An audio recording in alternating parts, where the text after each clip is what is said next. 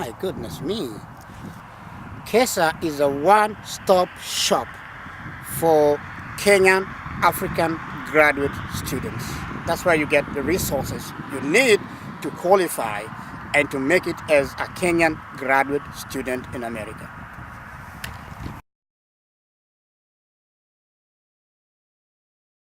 Well, I don't know what to say about it, because if it is not for KESA, I wouldn't have the name Dr. Koissaba.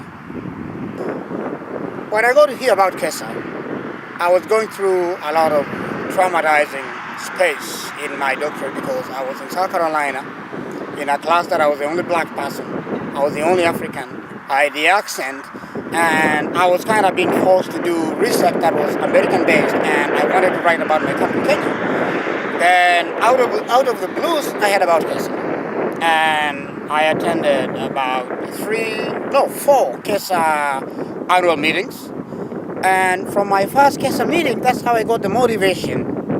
I met, Kefa Otiso. That is, bless his heart.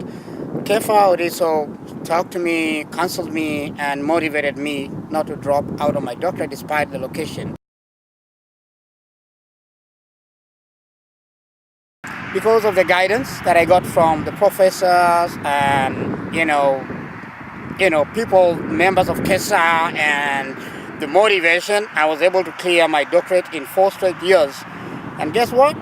The last time a black person in Clemson completed a straight doctorate program in 4 years was in 1953. I owe this, to the support that I got from the members of KESA. Well, you know what? You can't do it alone. You can't run this race alone. There is a place where you can get any advice, whatever you want as a scholar, as a Kenyan scholar in America. There is a one-stop shop, and that is KESA. That's where you can get all what you want, all what you need, because these guys are friendly, these guys are Kenyans, these guys care about us in America, they care about scholarship in America. They advise you on how to put down your research. They advise you on how to do your research questions.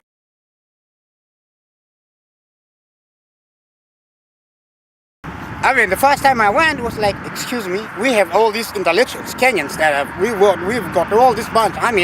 You go to a place and you find like 40, 60 Kenyan scholars. That was the biggest surprise for me. But the biggest surprise for me was I presented the paper, and, all of a sudden I'm announced like I was the best student presenter and I won an award out of my paper, and so that was great for me.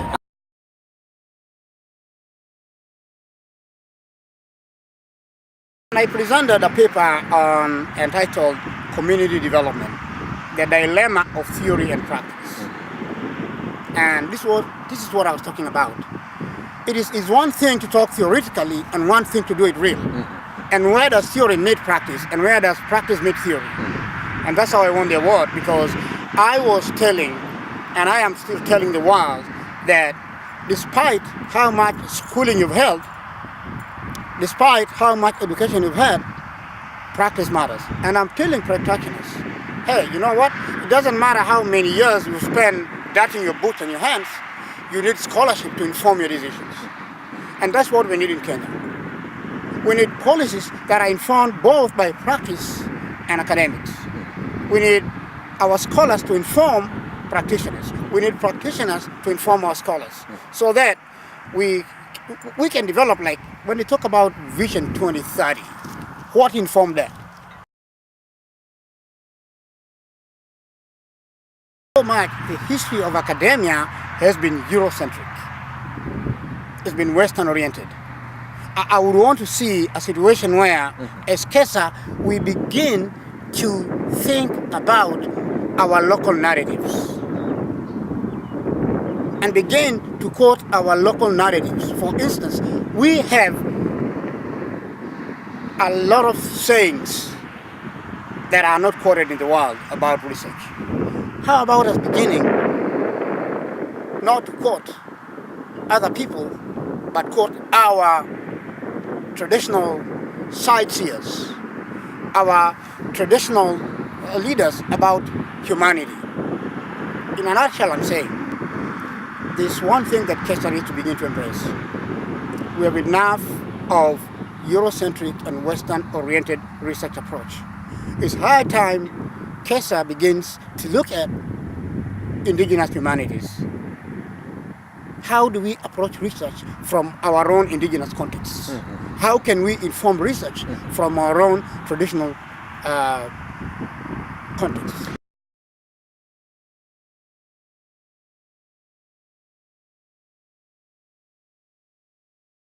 I have a lot of people from Kenya that know me, and I have even students in Kenya that are interested in what we're doing in scholarship in America that I am trying to link with Kenya. I am even organizing a plan to go to Canada to talk to Kenyan students in Canada about Kenya.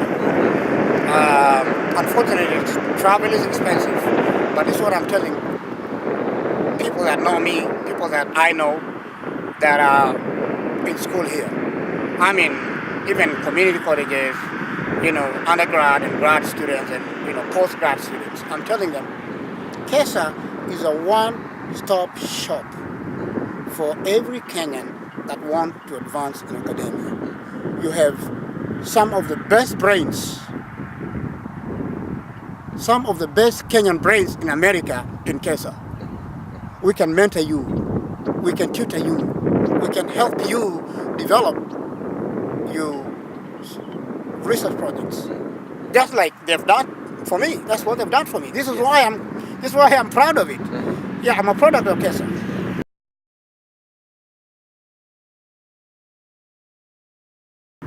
Oh yeah. Oh man. Lots of people.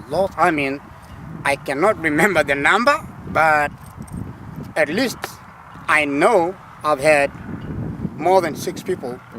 Some I had to pay, some I had to drive in my car to the Alabama conference. I drove 3 people to the Alabama conference.